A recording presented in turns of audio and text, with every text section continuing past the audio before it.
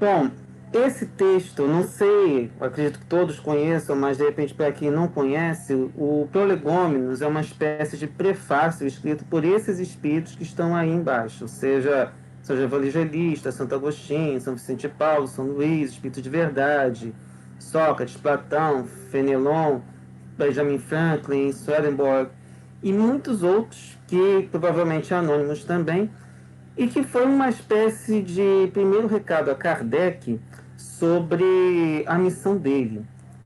E como o recado para ele também serve para cada um de nós que continuamos a distribuir a mensagem dele, colaborar com essa obra, que é a obra de Cristo, que é a obra de Deus em cada um de nós, então, Kardec colocou nessa posição muito interessante, que é praticamente a abertura logo após a introdução, que tem 17 tópicos. E, curiosamente, eu fico até, assim, não digo emocionado, mas me sinto lisonjeado de rever esse trecho, o próprio Prolegômenos, que foi justamente o tema da minha primeira palestra na Casa da Cultura Espírita de Olinda Morim. Um dia que o Edson pediu para eu substituir, a quem agradeço a oportunidade também.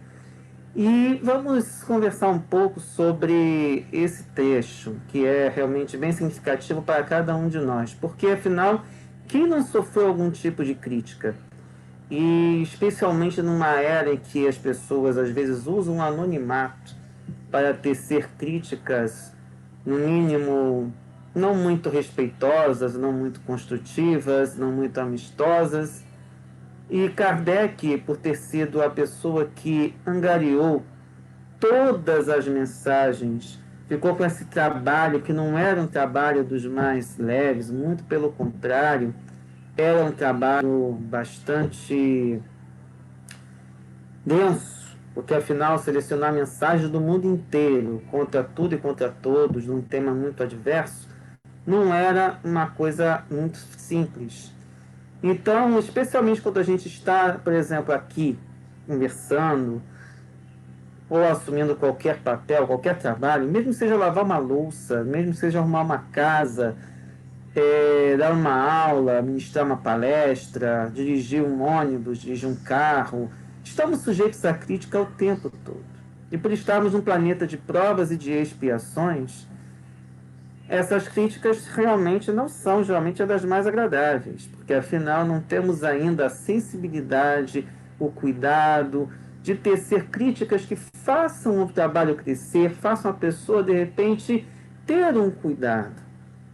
Então, a crítica geralmente é tratada de uma maneira muito negativa. E nisso a gente fica realmente num procedimento muito delicado muitas vezes. Porque como lidar com elas? E, no geral, imagine as críticas que Kardec deve ter recebido, porque simplesmente ninguém o apoiou. E muitas vezes, nas situações em que nós tomamos determinadas posturas, também não costumamos ter um apoio muito forte, especialmente quando temos uma ideia que muitas vezes achamos genial. Geralmente temos a ideia para puxar para baixo, para não fazer. Mas, se muitas vezes nós não realizamos o nosso intento, o que acontece? A gente deixa de fazer, nos frustramos, fica uma situação às vezes bastante delicada. Então, o que Kardec nos pega aqui, ou melhor, os espíritos disseram a Kardec, e por isso que Kardec colocou aqui essa mensagem, tem a questão exatamente de como nós devemos filtrar isso. Por isso ele chama atenção para os contraditores encarniçados. Porque temos aqueles contraditores que querem simplesmente que você não faça nada. Querem que você simplesmente faça o mesmo o tempo todo. E o que Kardec traz é altamente inovador. E certamente acontecem coisas que podem nos desanimar. Então, por isso que vem essa palavra desse conjunto de espíritos para que eu faça seguir adiante. É claro, todos estamos sujeitos a puxão de orelha, com Kardec não foi diferente.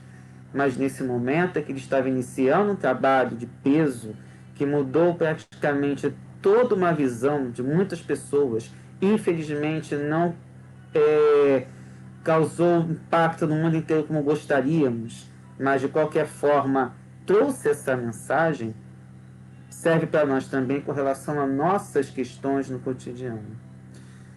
E exatamente por isso que ele colocou depois o seguinte: sobretudo os que têm interesse em enganar, porque são pessoas e espíritos encarnados e desencarnados que não querem que nada mude, querem exatamente que tudo permaneça como as coisas são.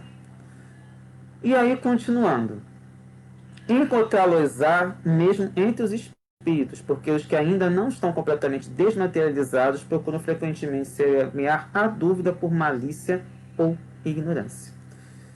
Não podemos nos esquecer que, quando desencarnamos, continuamos os mesmos.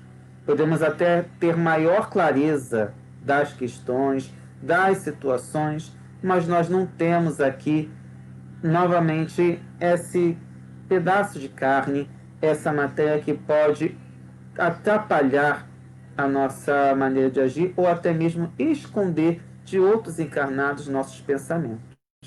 Mas os nossos irmãos desencarnados estão o tempo todo tentando nos influenciar. É uma pergunta, inclusive, de um livro dos Espíritos que coloca isso, que o tempo todo eles nos dirigem. Mas, de qualquer maneira, qual é a melhor solução?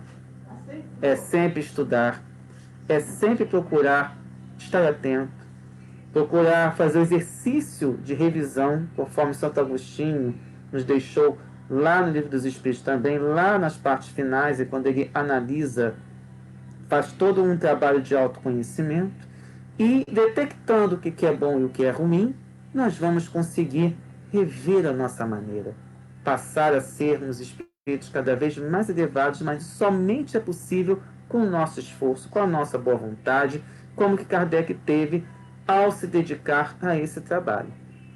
Por isso, não devemos nos desanimar pela crítica, mas devemos colocá-la no devida balança, perceber se é uma maledicência, se é um aviso, se é um toque, um puxão de orelha, ou se é realmente alguém querendo que você não avance, que você não vá para frente. É claro, muitas vezes nós vemos determinadas coisas que, vamos ser bem sinceros, seria melhor não ter começado.